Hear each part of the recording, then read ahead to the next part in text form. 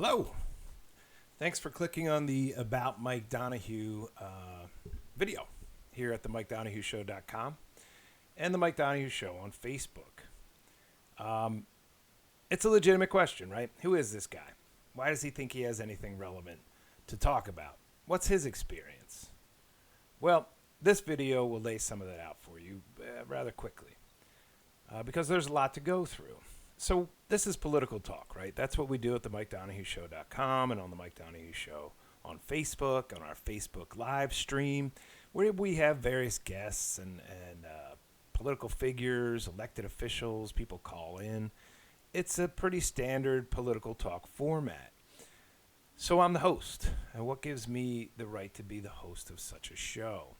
Well, I'll take you back all the way to my childhood. I was always interested in politics. I was more interested in watching the news than Looney Tunes, although I love Looney Tunes. I'm a huge fan of Looney Tunes. But back then, I realized that current events were really my interest. Politics was my interest. I remember Nixon flying away on Marine One after he resigned, and I was only, about 5 years old. I stayed interested throughout my childhood, my teenage years, and I went to college in Washington, D.C. because I was interested in being involved in politics. I earned a degree in world politics. While I was in college, I had the opportunity to go to Ireland for a semester. And it was really there that I realized I have to be involved in this whole political scene. I worked for a member of parliament, which was really cool. And I worked for a fledgling political party in helping to organize their national convention. And that was unbelievable to be in Ireland in this small convention hall, and it was smoky and everybody was cheering and there were great raucous speeches, and I thought, boy, I need to be involved in this. I came back, finished college. Between college and law school, I served as a volunteer teacher in a Peace Corps type program overseas for a year. And that exposed me to really the larger world and to the fact that we need to be involved in our society. We need to be involved in politics. There are a lot of problems to deal with. There are a lot of challenges, and we need good people to be involved in running campaigns, being involved as candidates. And I really became extraordinarily interested in the broader world and the broader political scene. I went to law school after that. When I finished law school, I came home to Cape May County, New Jersey, set up shop, threw out my shingle, opened my own law practice, practiced law for 20 years, and got more involved in politics. I worked on some local campaigns. I ran for office myself. In 1998, I won a city council seat. I kept involved on the county level, on the state level, on the local level.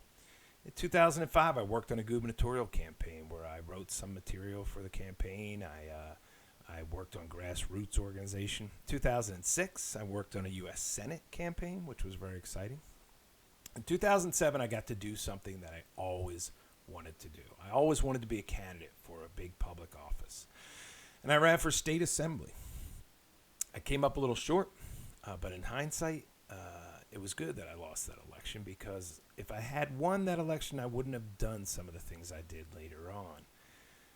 It was very exciting to be that candidate. It was very energetic, and I got to meet literally thousands of people, good people, on both sides of the aisle, who wanted to understand what was going on, why I was running, what the issues were. It was tremendous.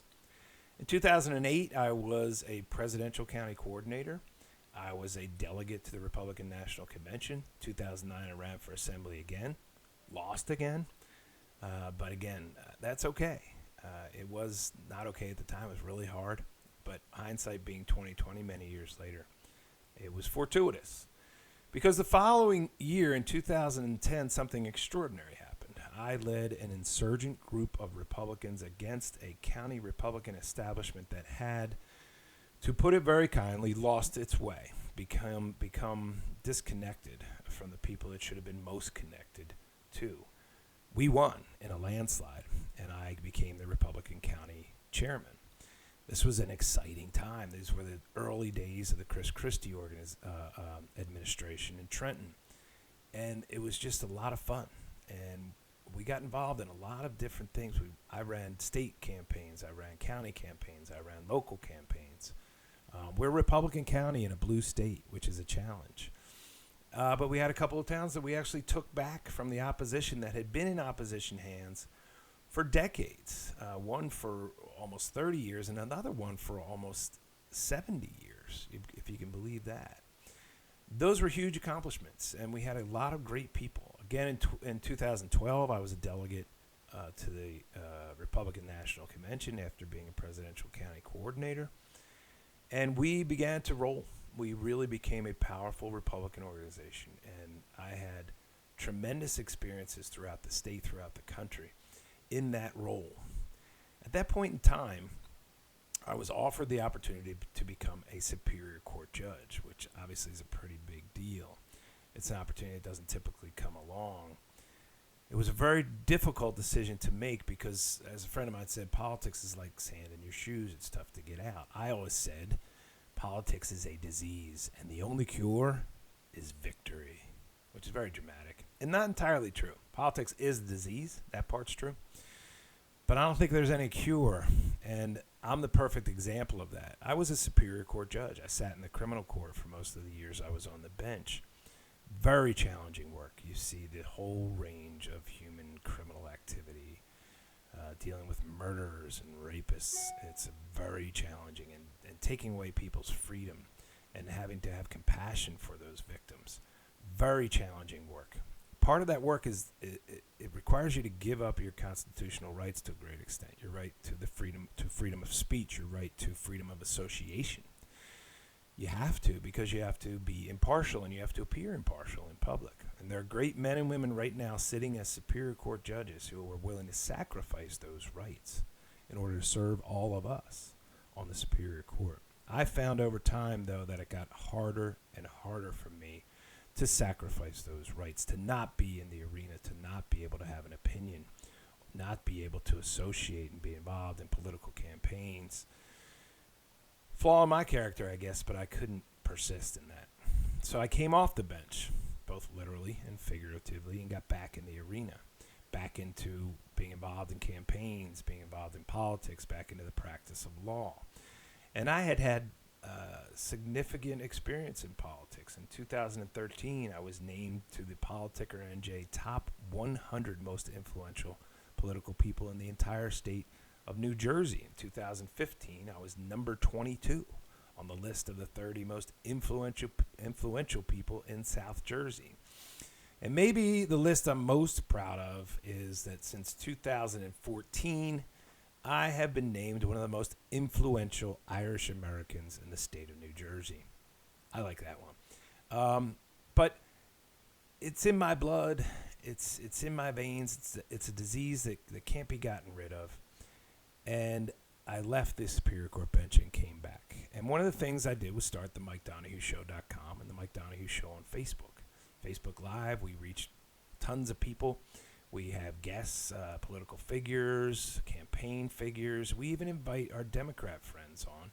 Because if we can't have a reasonable, rational discussion between Democrats and Republicans in this country, then we're doomed. And I have a lot of friends on the other side of the aisle who are reasonable and rational. And they think that Republicans can be reasonable and rational too. And we try to set that example to move everyone forward in that direction. So that's my background.